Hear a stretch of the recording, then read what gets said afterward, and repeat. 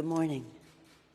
Let us begin where our founders began in 1776, when in the course of human events it becomes necessary for one people to dissolve the political bonds which have connected them with another. With those words, our founders courageously began our Declaration of Independence from an oppressive monarch for, among other grievances, the king's refusal to follow rightfully passed laws.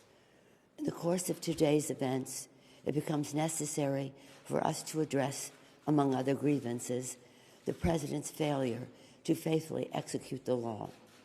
When crafting the Constitution, the founders feared the return of a monarchy in America.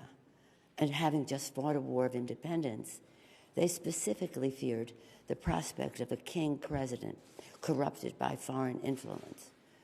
During the Constitutional Convention, James Madison, the architect of the Constitution, warned that a president might betray his trust to foreign powers, which might prove fatal to the Republic. Another founder, Governor Morris, feared that a president may be bribed by a greater interest to betray his trust. He emphasized that this magistrate is not the king.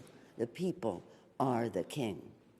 They therefore created a constitutional remedy to protect against a dangerous or corrupt leader: impeachment. Unless the Constitution contained an impeachment provision, one founder warned, a president might, quote, spare no effort or means whatsoever to get himself reelected. Similarly, George Mason insisted that a president who procured his appointment in his first instance through improper and corrupt acts might repeat his guilt and return to power. During the debate over impeachment at the Constitutional Convention, George Mason also asked, "Shall any man be above justice? Shall that man be above it who can commit the most extensive injustice?" In his great wisdom, he knew that injustice committed by the president erodes the rule of law, the very idea of fair justice, which is the bedrock of our democracy. And if we allow a president to be above the law, we do so surely at the peril of our republic. In America, no one is above the law. Over the past few weeks, through the Intelligence Committee working with the Foreign Affairs and Oversight Committees, the American people have heard the testimony of truly patriotic career public servants, distinguished diplomats, and decorated war heroes, some of the president's own appointees. The facts are uncontested.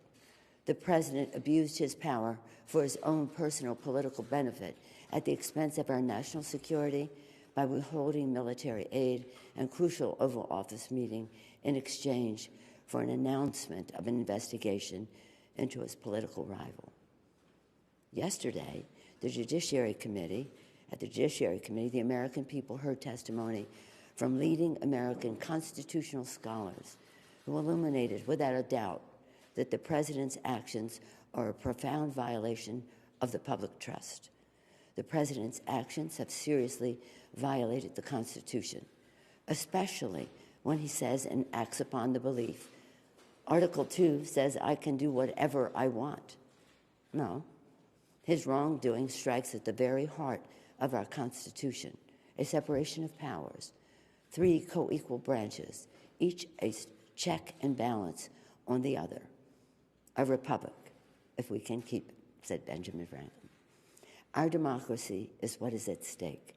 The president leaves us no choice but to act because he is trying to corrupt, once again, the election for his own benefit. The president has engaged in abuse of power, undermining our national security and jeopardizing the integrity of our elections. His actions are in defiance of the vision of our founders and the oath of office that he takes to preserve, protect, and defend the Constitution of the United States. Sadly, but with confidence and humility, with allegiance to our founders and a heart full of love for America, today I am asking our chairman to proceed with articles of impeachment. I commend our committee chairs and our members for their somber approach to actions which I wish the President had not made necessary. In signing the Declaration of Independence, our founders invoked a firm reliance on divine providence. Democrats, too, are prayerful, and we will proceed in a manner worthy of our oath of office to support and defend the Constitution of the United States from all enemies, foreign and domestic. So help us God. Thank you.